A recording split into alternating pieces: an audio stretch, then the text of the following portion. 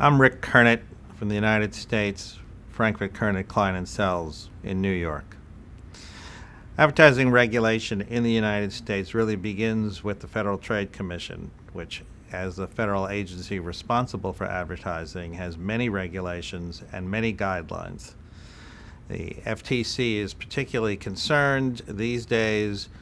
with native advertising, the question of whether or not there's a need to disclose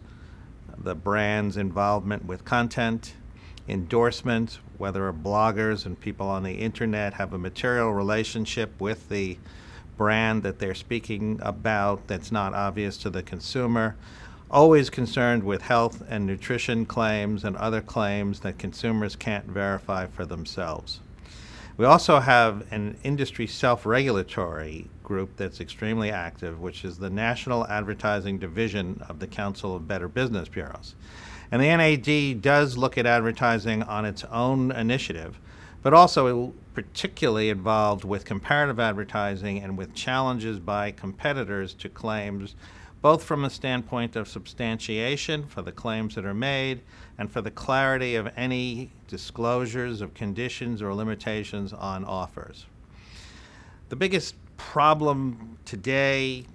is that all of the advertising is going to be directed to mobile devices. The Federal Trade Commission has issued guidelines on .com disclosures and mobile devices and has basically taken the position that if there are any necessary explanatory features that are material to the consumer, they have to be presented in the main screen on the mobile device, or basically they suggest not making those offers on mobile devices. So the technology hasn't quite caught up in terms of optimizing the visual presentation of your advertising as your advertising agencies and marketing people are moving your advertising to these new technologies. So you need to be very sensitive to what you do with respect to mobile devices, as more and more the communications will be to mobile devices. The other thing to keep in mind is that disclosing the material connection with respect to the integration of your brand messaging into content needs to be done with some care, because if you simply take the easy way out of labeling everything as advertising,